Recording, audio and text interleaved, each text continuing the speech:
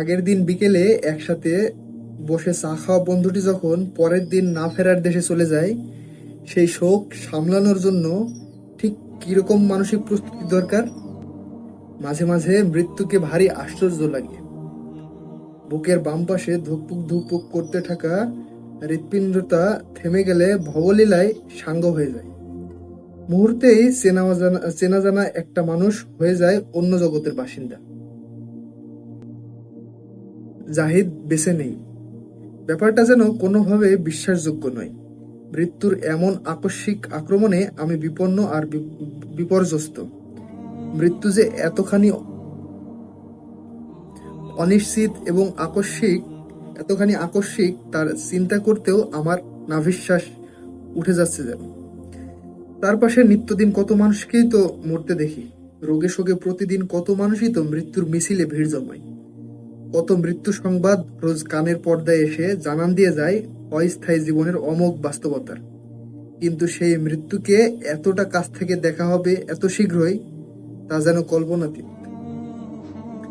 জাহিদের মৃত্যুটা আমাকে নাড়া দিয়ে গেল ভীষণভাবে। আমি ব্যাধিগ্রস্ত জীর্ণ বৃদ্ধের মতো সমস্ত মনোবল সমেত ভেঙে পড়লাম যেন। এই শোক, এই বিরহ ব্যথা সামলে উঠবার কোনো শক্তি আমি খুঁজে পেলাম না।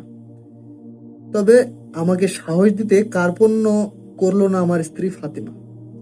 জাহিদের মৃত্যুতে সেও হতভম্ব এবং আমার মতোই শোকে বিহ্বল। কিন্তু এবেলায় তার ধৈর্য শক্তি আমার চাইতে প্রবল এবং প্রচন্ড। চেহারায় তার বিষণ্ণতার ছাপ, তবু সে পরম বিশ্বাসের সাথে আমার সামনে পাঠ করলো এই আয়াত, কুল্লু নাফসিন যায়িকাতুল মাউত। তাই তো, কি আশ্চর্য! সারা জীবন মানুষকে বলে আসা, পড়ে আসা এই অমোঘ সত্যবাণীটা প্রয়োজনের সময় আমার মনে রেখাপাত করলো না কেন? আমি কেন বিস্মিত হলাম? কেন ভুলে গেলাম এই নির্জলা সত্যটাকে? আমার মনে পড়ে গেল নবীজি সাল্লাল্লাহু আলাইহি ওয়াসাল্লামের মৃত্যু দিনের সেই ঘটনাটা, যখন এমনিভাবে মৃত্যুর মতো চরম নিশ্চিত ব্যাপার বিস্মৃত হয়েছিলেন ধরনের একজন মহাপুরুষ, উমর রাদিয়াল্লাহু আনহু। সেদিন তিনি বিশ্বাসই করতে পারছিলেন না যে রাসূলুল্লাহ সাল্লাল্লাহু আলাইহি ওয়াসাল্লামের মৃত্যু হতে পারে। শুধু বিস্তৃতই নয়, এই মৃত্যু সংবাদের বিরুদ্ধে গর্জে উঠেছিল তার সহজাত তেজ এবং তলোয়ার। যারাই বলবে নবীজির মৃত্যু হয়েছে, তাদের বিরুদ্ধেই তিনি জারি করে রাখলেন মৃত্যুর পরোয়ানা। প্রিয় মানুষের বিরহ এবং বিদায় যদি তার মতো মানুষকেও ভুলমনা বানাতে পারে, সেখানে আমি আবার কোন ছাড়? পৃথিবীতে 3 ধরনের মানুষ আছে। একদল সৃষ্টিকর্তা বিশ্বাস করে, আর একদল করে না। আবার এই 2 দলের মাঝামাঝি একটা দল আছে, তারা সৃষ্টিকর্তায় বিশ্বাসও করে না, আবার অবিশ্বাসও করে না। বিশ্বাসী, অবিশ্বাসী এবং সংশয়বাদী যাই হোক না কেন, সৃষ্টিকর্তার অস্তিত্ব নিয়ে টানাটানি চললেও জগতের একটা ব্যাপার নিয়ে কারো মধ্যে কোনো বিরোধ কিংবা দ্বিমত নেই, সেটা হলো মৃত্যু। পৃথিবীর ইতিহাসে দম্ভ ভরে অনেকেই নিজেকে খোদা দাবি করার দুঃসাহস দেখিয়েছে, কিন্তু নিজেকে খোদা বলে দাবি করা লোকটাও নিজের নশ্বর অস্তিত্বকে কোনোদিন এক মুহূর্তের জন্য অস্বীকার করতে পারেনি। জনসম্মুখে না হোক, নির্জন নিরালায় তার মনে মৃত্যুর একটা তাগাদ ঠিকই থাকত। মৃত্যু বিশ্বাস অবিশ্বাসের ধার ধারে না। সে তার দম্ভের মতো অমোঘ, সে তার শক্তির মতো অবশ্যম্ভাবী। জাহিদ আমার বাল্যকালের বন্ধু। আমরা একসাথে পড়াশোনা করেছি। বিশ্ববিদ্যালয়ের পাঠ চুকিয়ে আমি আমেরিকা চলে গেলেও শিকড়ের টানে দেশে রয়ে যায় সে। জাহিদের ছিল শিক্ষক হবার দুনির্বার নেশা। দেশে এসে দেখি সে ব্যবসা করছে। সারা জীবন চিরকুমার থাকার পণ করে থাকা জাহিদকে আমি আবিষ্কার করলাম একটি কন্যা সন্তানের বাবা হিসেবে। ছোটবেলার কোনো কথাই সে রাখতে পারেনি। জীবনে সে যত রকমের ওয়াদা করেছে, তার সবটাই তাকে ভাঙতে হয়েছে। খুব ছোটবেলায় পাটোয়ারিদের পেয়ারা গাছে বসে পা ঝুলাতে ঝুলাতে আমাকে ছেড়ে না যাওয়ার ওয়াদা করেছিল সে, অথচ সে ওয়াদাও রাখা হলো না তার। আজ সে আমাকে রেখেই চলে গেছে। কবির ভাষায় চলে যাওয়া মানে প্রস্থান নয়, সত্যি কি তাই? জাহিদ কি আর কখনোই ফিরে আসবে আমাদের মাঝে? আর কি কখনো আমরা একসাথে শাপলা তুলতে বেরোবো? ঝড় বাদলের দিনে একসাথে আম কুড়ানো, কুল ফাঁকি দিয়ে মাঠ তেপান্তর চষে বেড়ানো আমার সোনালী অতীতের বন্ধু কি আর কখনো এসে দরজায় কড়া নেড়ে বলবে, তাড়াতাড়ি আয়, নইলে কিন্তু তোকে রেখেই চললাম? বলবে না। মৃত্যু মানে হলো নিশ্চিত প্রস্থান। জাহিদকে একবার খুবই বিমর্ষ অবস্থায় পেলাম। মুখের কোণে সারাক্ষণ হাসি ধরে রাখা বন্ধুটাকে এমন অবস্থায় দেখে আমার মনটাও ভারী হয়ে উঠল। জিজ্ঞেস করলাম, কি ব্যাপার, তোকে এতটা বিষণ্ণ দেখাচ্ছে কেন?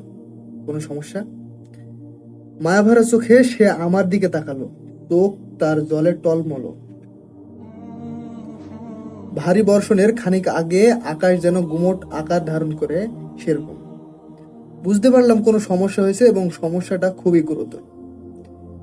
রাগত গলায় আমি বললাম, ভারী আশ্চর্য, কি হয়েছে সেটা তো বলবি নাকি? এমন বোবা হয়ে থাকলে বুঝবো কি করে? আমার কথা শেষ হতে না হতে ঝরঝর করে কেঁদে ফেললো যায়। হাওয়া করে কাঁদতে কাঁদতে সে আমাকে জড়িয়ে ধরল।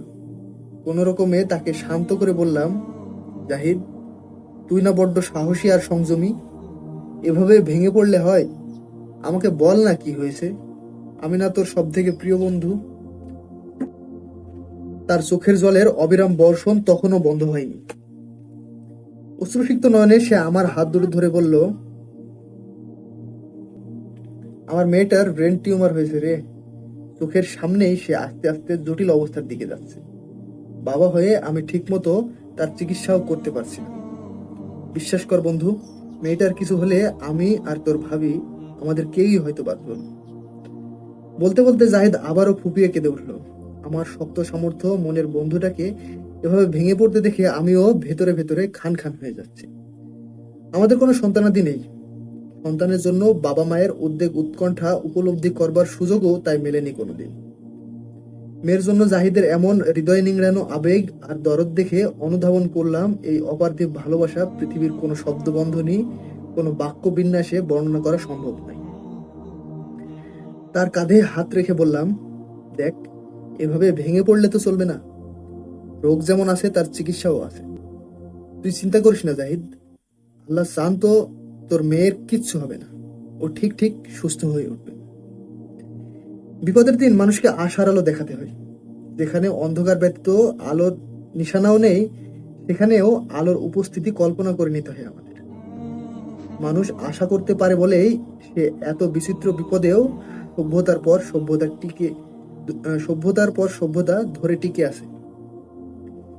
জাহিদের সাথে কথাগুলো হয়েছিল বেশ আগে। এরপর দীর্ঘদিন আমাদের কোনো যোগাযোগ হয়নি। যে যার কাজে ব্যস্ত হয়ে পড়ায় কেউ কারো খোঁজ খবরও নিতে পারেনি সেভাবে। মতিঝিলে গতকাল অকস্মাৎ মুখোমুখি দুজনে দৌড়ের উপর ছিলাম এক প্রকার। জাহিদকে দেখলাম বেশ ফুরফুরে মেজাজেই আছে।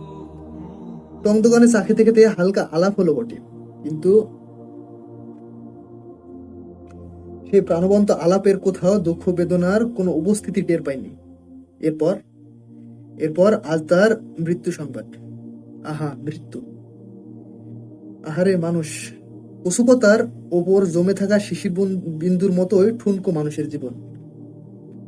হালকা বাতাসে পাতা দুললেই গড়িয়ে পড়ে, নিঃশেষ হয়ে যায়। হার্ট অ্যাটাকে মৃত্যু হয়েছে জাহিদের। কি জানি ওই বুকের ভেতর কত রকমের বোঝা চেপে রেখেছিল সে। গতকালের জাহিদকে আজ অনেকগুলো ভিন্ন ভিন্ন বিশেষণে ডাকতে হবে। মৃত জাহিদ, লেট জাহিদ। গতকালের জাহিদ আজ কেবলই একটা নির্জীব অনড় পদার্থ। গতকালকার মানুষটা আজ কেবলই লাশ। জীবনের পরিণতি কতটা নিষ্ঠুর হয় তা যদি আমরা অনুভব করতাম। জাহিদের মৃত্যুর সাথে সাথে তার মেয়েটার চিকিৎসা বন্ধ হয়ে গেল। যাদের সাথে ব্যবসা করতো সে, তারাও নানান অজুহাতে সবকিছু গুটিয়ে নিয়ে পালাবার ধান্দায় ব্যস্ত। মৃত্যুর সাথে সাথে নামে বেনামে বেরিয়ে এলো অনেক পাওনাদার। কোথায় জানি একবার পড়েছিলাম, জীবিতকে নিয়ে ব্যবসা চলে, মৃতকে নিয়ে নয়।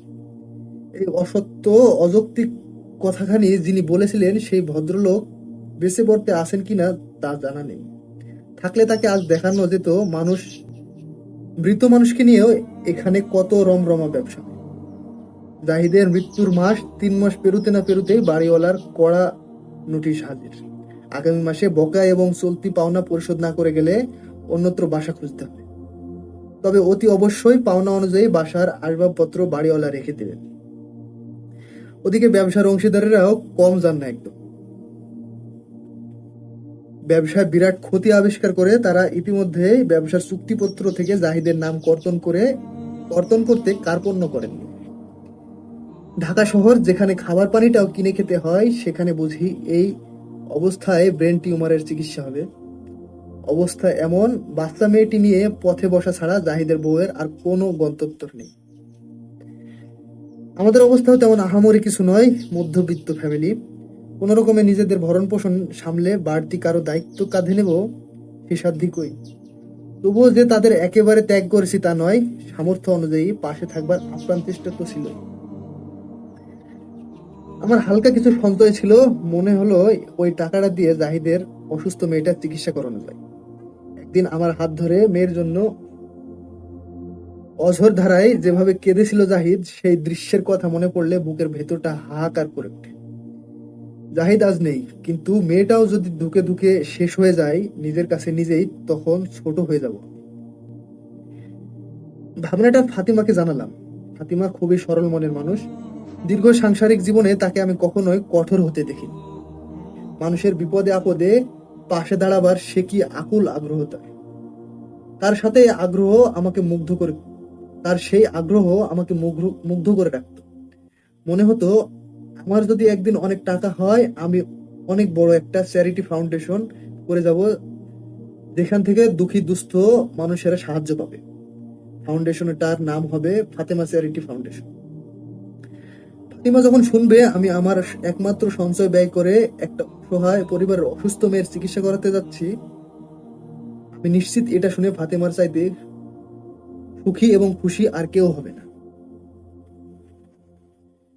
কিন্তু আমার কথা শুনে এক প্রকার আমার মুখের ওপর এসে বলল, এটার কোনো দরকার নেই। আমি বেশ অবাক হলাম। এমন একটা প্রস্তাবে ফাতিমা রাজি হবে না, এ তো আমি স্বপ্নেও ভাবতে পারিনি। দুহাতে দান করতে পারলে যে মানুষটি সুখ পায়, অসহায়ের পাশে দাঁড়াতে যার ব্যাকুল থাকে মন, সে কিনা আমার মুখের ওপর না বলে দিল।